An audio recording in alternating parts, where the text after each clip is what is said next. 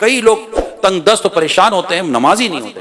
اگر وہ نماز پڑھے تو اللہ پاک نماز کی برکت سے ان کی تنگ دستی اور پریشانی دور کر دیتا ہے، ان کے غموں کو اللہ پاک دور فرما دیتا ہے، ان کو صحت و تندرستی کے ساتھ ساتھ ان کو ذہنی اور قلبی سکون عطا فرماتا ہے اللہ پاک نماز کی برکت سے.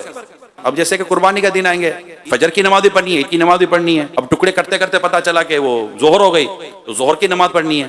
اب وہ بولا کہ سیزن ہے نماز کا سیزن تو مسئلہ ہی کوئی نہیں ہے، نماز کا وقت ہوا نماز پڑھنی ہے، جماعت سے جا کر نماز پڑھیں، آنے کے بعد پھر اپنا کام کریں. ان دنوں میں خاص کر میں مشورہ دوں گا کہ ایک آدھ عطر کی بوتل، عطر کی شیشی مہربانی کر کے اپنی جیب میں رکھ لیجئے گا. یہ میرے تمام مبلغین کو بھی میری درخواست ہے جو دعوت اسلامی کے تحت کھالے جمع کرتے تمام عاشقان رسول، کہ پاک کپڑے بھی اپنے ساتھ رکھیں، کیونکہ قربانی کی کھالے جمع کریں گے، کھالے جمع کرنے میں کپڑے ناپاک ہو سکتے ہیں، خون لگ سکتا ہے، اور لگ ہی جاتا ہے، نارملی لگ ہی جاتا ہے.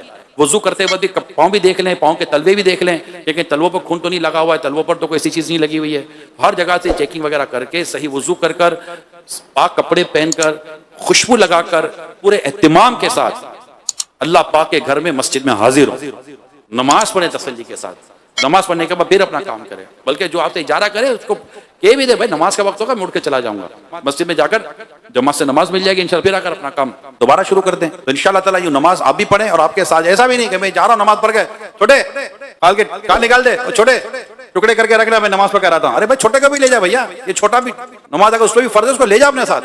چلو بھائی جان نماز کے لیے چلتے ہیں، چلو بیٹا نماز. بلکہ میں تو کہتا ہوں جن کا جانور گھر ہے ان کو بھی بولو بھائی جان نماز پڑھ لو، اللہ پاک نے ایک حکم دیا اس پر عمل کیا ہے، ابھی ایک اور حکم ہے نماز کا، حی علی الصلاۃ حی علی الفلاح کی آواز آئی ہے، آؤ چلو چلتے ہیں مسجد کی طرف. تو اللہ پاک ہم سب کو نماز پڑھنے کی توفیق عطا فرمائے.